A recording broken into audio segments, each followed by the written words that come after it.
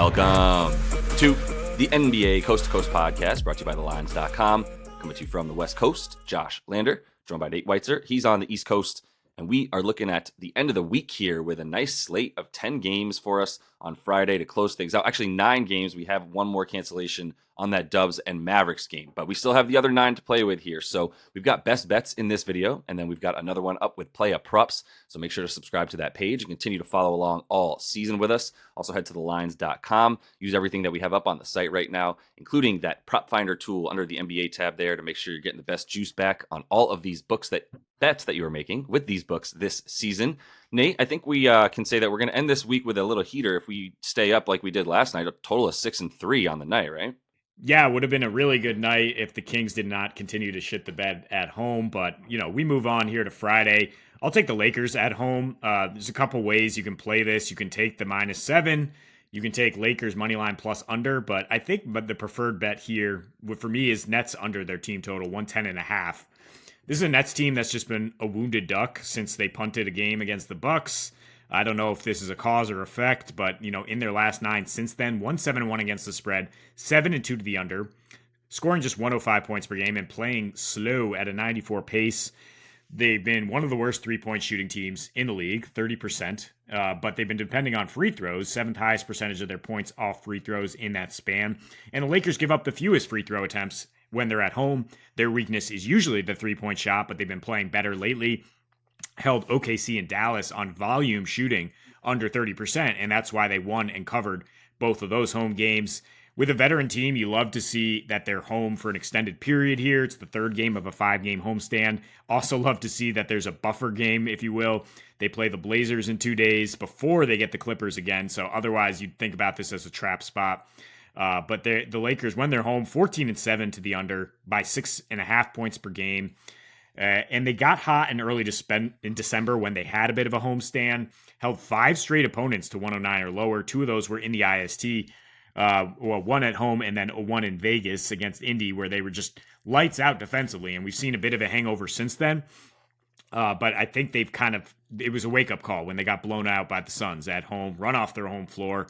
We've seen excellent defensive effort in their last 2. I expect to have to continue against a Nets team that's 0-10 against the spread in their last 10 road games, and they've only topped 108 twice against the lowly Pistons and lowly Warriors defense without Draymond Green there. So I have no respect for this Nets offense to come in and break that trend.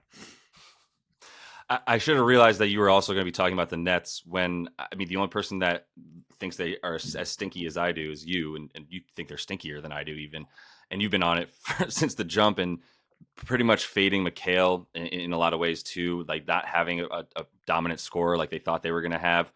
Interestingly, both of these teams are really bad against isolation ball, but I'm looking at it like there's a number of defenders for the Lakers who are just not really it, including obviously guys like D'Lo and even this season so far, Austin Reeves has been a bit of a turnstile at his position.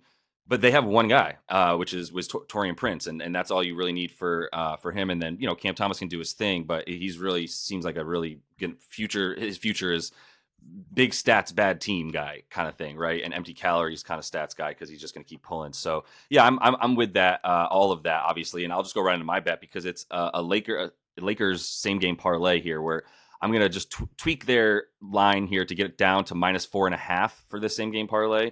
And then get D'Lo to make 2 threes and LeBron to get 20 plus points and go plus 138 on DraftKings. Brooklyn, for what it's worth, pretty decent around defending the paint a lot when Nick Claxton is in. And even when Day'Ron Sharpe comes in, they're both even when they play some minutes together at times, they're not bad. They're good, actually, at limiting points in the paint. This is a different beast. Like the Lakers are still going to come in with dominating the rim, going towards it.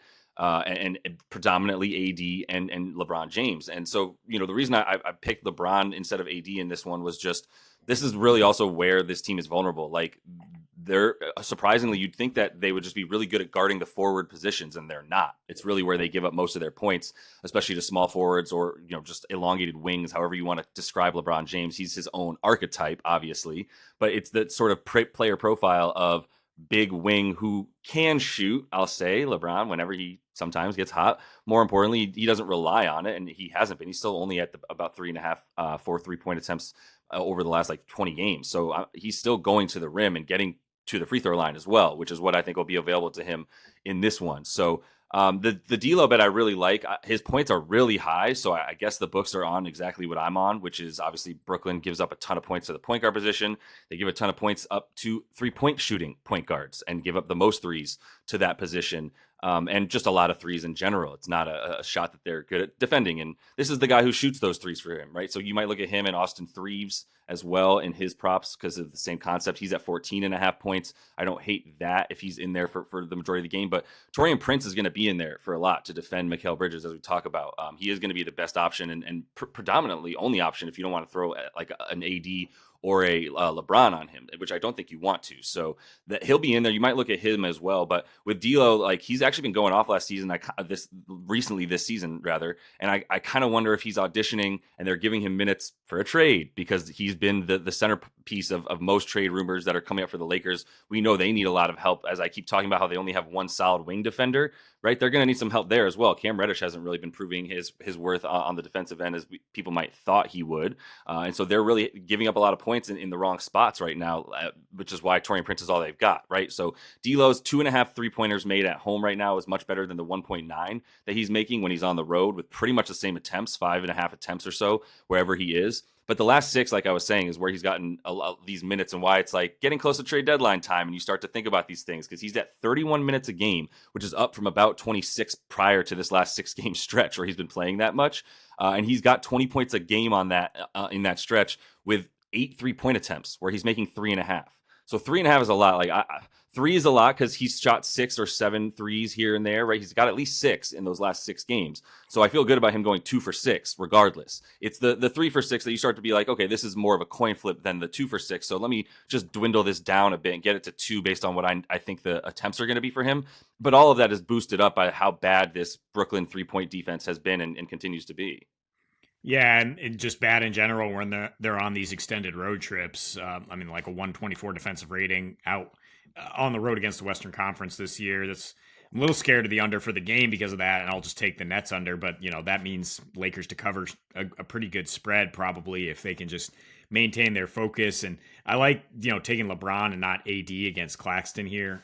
That's probably the one Nets defender you really worry about. Right. Mikal Bridges has been taking on too big of a load offensively. His defense is not there. LeBron will get plenty of opportunities against Cam Johnson, who's just, not a great defender at this stage yet. Not strong enough to deal with LeBron if he's motivated. So, like the parlay you put together here. I just got to say about Cam J, like he's a power forward who wears a loose fitted like white shirt underneath, like t-shirt underneath his thing because he has no muscles to show off at the power forward position. So yeah, LeBron's gonna eat. Trying to hide his weakness. Yeah. Yeah. So here's the same game parlay for the Sixers. Embiid 30+ points, Maxey 20+ points. Sixers win gets you plus 120. I mean, you can still get minus 130 maybe if you don't take the win, because I think that's maybe the most concerning point of this year at Orlando. Orlando coming back home after a really poor stretch on the road, but they still don't have Franz, and I still don't trust Paolo to just carry an offense by himself against a pretty good defense. They're 1-4 in their last 5 since Paolo exploded in that first role in that sense, and he has not covered his points prop in any of those games. The Sixers, the Magic defense is still elite, sure, against the 3 again in transition, allowing assists, which to me is the key here. So it's time for 2 unstoppable players who don't need assisted field goals to just go off in the mid-range in the half court. That's exactly what the Sixers have been doing. They have the highest unassisted field goal ratio in their last 4 road games. It's because these 2 guys do their thing. Maybe, Maxey gets a DHO and takes it all the way to the basket. But, he's not depending on some sort of system. Like, it's just when Embiid's out there, he scores more because he's able to just get more space and get more runway, right? He has 20+ in 8 straight with Embiid, averaging 27 a game in that span. The 2 guys account for 2/3 of the usage for the Sixers here. And Embiid, I don't want to take his rebounds again. That was the thing that burned us a couple nights ago against the Nuggets, because on a back-to-back, Nick Nurse clearly wanted him on a corner shooter to give him rest, and he got no rebounding opportunities because of that. He didn't put him on Jokic. probably bounces back here in this different matchup against the Magic, and the Sixers have a little extra rest, right? 2+ Mhm. days rest. You love that for Embiid. Obviously, he's going to score on the road. He's averaging 37.5 points per game, 39% usage. He's at 31 in 8 straight. He had 31 in 4 straight against the Magic, then only 28 last time out, but still a 41% usage his last 5 against this team. Like every other team, they don't have any answers for him. So I love it with the extra rest here and with these two guys just handling massive usage. Yeah, for sure. Points for those guys. I would say Embiid. It's not a terrible matchup for him. Wendell Carter Jr. is back, and so is Goga Bitadze. I say all this. There's nothing I could say that would really justify ever fading Joel Embiid this season. There's nobody on the planet that can guard him or do anything with him. He's established a 7 to 12 foot jump shot that is wet. It's nearly 60%. Like, what are you supposed to do with that man when he's also 7'3", 280, and can roll to the basket from that same position? Like, once he gets it and starts his shot fake, right, which is also him just lining up the shot, it's beautiful to watch. And yeah, if I don't know what's gonna happen with this MVP. We're gonna have to do an MVP video very soon, because I want to continuously talk about this stuff with him. But either way, I support everything you just said. You don't need to hear anything else from me. I don't believe yet in this Orlando team without Franz. They're already bad enough at offense, and these two dudes, Franz and Paolo, definitely took a step forward offensively in a way that hides these blemishes, and they're very obvious when one of them is out. So I don't like Paolo to have to do it all once again in this one, which we'll talk about a bit more in play of props. But let's talk about the other. This is the marquee game. This is what we thought the finals were going to be last year: the Nuggets and the Celtics in Boston. So that's really what this is all about, is in Boston, which means Boston at home and Denver on the road. So I'm going to go over 119.5 on Boston's team total. Do you have a bet you like more than that before I even go into my spiel with this game in terms of a side there, or the total? I mean, I'm with over for the game. I would consider Nuggets at +6.5. I think there'll be a way to compete here with the streak on the line. What, 2 of the last 3 have gone to overtime with Mhm. Boston's streak on the line at home here. It's like 3 of the last 6 or something. Like, teams are coming with it. So yeah, I wouldn't expect Denver to get run off the floor here. Definitely, yeah, not run off the floor. This is what a brutal back to back for them too, right? In terms of the Celtics and the 76ers, two of the 3 best teams in this conference. But either way, I think the Celtics will be ripe for points. I do agree with the over on this one. Like, I that was my very first thought, and things seem to justify it in terms of the numbers that you look at. For Boston specifically, like, it's them at home, man, and this isn't going to be the same type of team that they can beat by 40, but they have gone over in 7 of their last 10. They've actually hit 120 twice in that time frame. So it's interesting because hovers right around 120.5 for the total here on some books, but I still would prefer the over for them. The unders were against really slow, choppy teams, and then just a blowout against the Spurs where they didn't play, everybody or anybody for that long either. And their pace is up at about 98 in that time, 124.5 points per game. Obviously, there's a 140 piece in there as well that helps all of that. But the unders are pretty explainable, and they're still above 115 when they're not hitting 120 against defenses that have been much better than what Denver's been on the road. I mean, Denver is slowing things down when they're on the road. They obviously like to run teams out of the gym when they're in their altitude, their high altitude there. But still, it's like they're still playing at like slightly slower pace on the road. Still, like, their defense isn't good. Their offense isn't great either, which is what scares you. Like, the 112 points per game on the road, big difference between what they've got, the 120 at home, which is what we're seeing like with a ton of teams this season. They're one of them, but I think Boston just either they come along with Boston or they don't. And that's why I really just like Boston, because even though Denver's 3-point defense has been really good, it's still just like for Boston, it's going to be somewhat of a make or miss situation for them. And I don't like the rim protection for Denver, where they are vulnerable enough. Joker's been better and continues to actually seem to get better each year in terms of defending the paint, but Kristaps going to pull him out, which is what we've seen, right? He's going to be standing much closer to the 3-point line and not trying to back Joker down necessarily, but hitting a bunch more mid-range and being able to pull him away from the basket, which is kind of how you beat this team against center. with centers that are a bit more versatile. So the ISO ball as well. That's the last thing I'll say. If you look at the type of plays that you are capable of being Denver, it is the points per possession that they allow on ISO plays. Denver allows the sixth highest points per possession. They have a pretty high frequency in that range as well. There are some mismatches that teams like to exploit, and they, as a result, Boston third highest frequency of ISO plays. We know what their MO is when it's get one of these two dudes in space and have them go, or even now we've just got space. It's just pace and space. So I'll continue to take pace and space for Boston and their offensive rating staying high, their points staying high, and getting to 120 tonight.